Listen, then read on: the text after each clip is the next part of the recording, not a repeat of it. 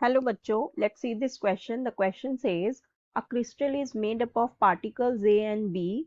A forms FCC packing and B occupies all the octahedral voids.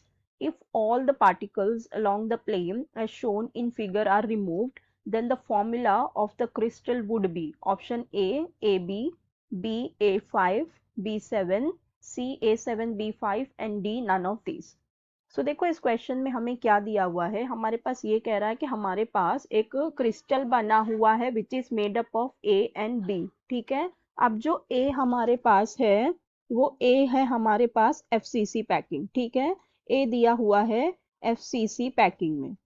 ठीक है, ए दिया हुआ है एफसीसी पैकिंग में। अब जो एफसीसी पैकिंग होता है इसमें हमारे पास कहाँ होते हैं एटम, कहाँ प्रेजेंट होते हैं, कॉर्नर्स में होते हैं और होते हैं फेस सेंटर पे। ठीक है, कॉर्नर में प्रेजेंट होते हैं और होते हैं फेस सेंटर में। अब जो हमारा कॉर्नर होता है ये बाद में देखते हैं हम। फिर हमारे पास क्या दिया हुआ है, बी दिया हुआ है। सो बी में हमारे पास कहाँ दिया हुआ है, बी में हमारे पास ऑक्यूपाई ऑल दी ऑक्टाहिड्रल। ठीक है, सो बी हमारा है ऑक्टाहिड्रल वॉइड्स। ठीक है, ऑक्टाहिड्रल वॉइड्स है। ठीक है, ये प्रेजेंट है ऑक्टाहिड्रल वॉइड्स में। सो ऑक्टाहिड्रल वॉइड में कहाँ होते हैं, एक होते हैं सेंटर में और होते हैं एज सेंटर में। ठीक है, एज सेंटर में एक बॉडी सेंटर में होता है और बाकी एज सेंटर में होते हैं। ठीक है, अब देखो, अब जो हमारे पास एफसीसी पैकिंग में पहले देखो हमें क्या दिया हुआ है, all the particles along the plane as shown in figure is are removed then the formula would B.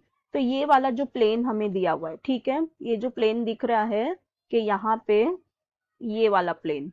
ठीक है, सो ये वाले प्लेन के रिमूव किए गए। ठीक है, अब देखो ए हमारे पास कहाँ पे है, एफसीसी पैकिंग में, मतलब कॉर्नर पे। ठीक है, तो यहाँ 4 से 4 ए चले गए हमारे। ठीक है, ये 4 ए यहाँ के चले गए और एक हमारे पास कहाँ होता है, फेस सेंटर जो बीच में होता है। ठीक है, तो ये भी एक आ गया प्लेन में। तो हमारे पास यहाँ से कॉर्नर के कितने चले गए, 4 चले गए और फेस सेंटर के कितने चले गए, हमारे पास से फेस सेंटर के हमारा 1 चला गया। ठीक है, सो अब अगर हम इसका कैलकुलेट करेंगे तो ये कितना हो जाएगा हमारे पास, यहाँ हम कैलकुलेट कर लेते हैं effective number of X atom, sorry A दिया हुआ है ना हमें, A atom, effective number of A atom in one unit cell, in one unit cell कितना हो जाएगा, कितना होता है, कॉर्नर्स का कितना होते हैं हमारे पास, 8 कॉर्नर होते हैं।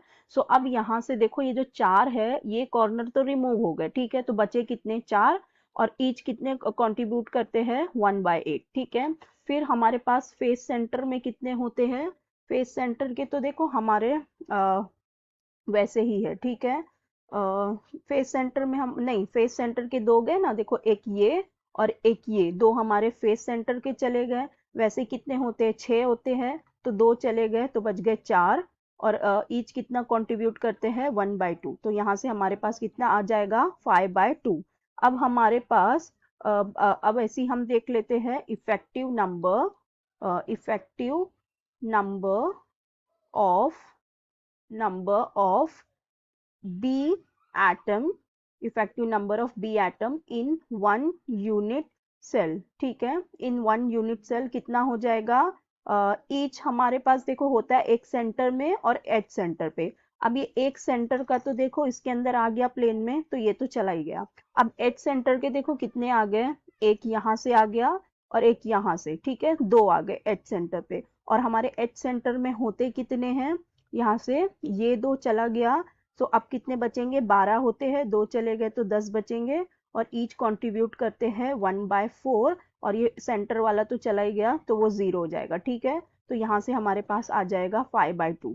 तो अब दोनों ही कितना आ गया हमारे पास, 5/2 ए इज टू बी हमारे पास आ गया 5/2 तो हमारा फॉर्मूला क्या हो जाएगा, ये दोनों कैंसिल हो जाएंगे, तो हमारा फॉर्मूला हो जाएगा AB। सो हमारा करेक्ट ऑप्शन हो जाएगा option A, A, B. So I hope you understood it well. Best of luck. Thank you.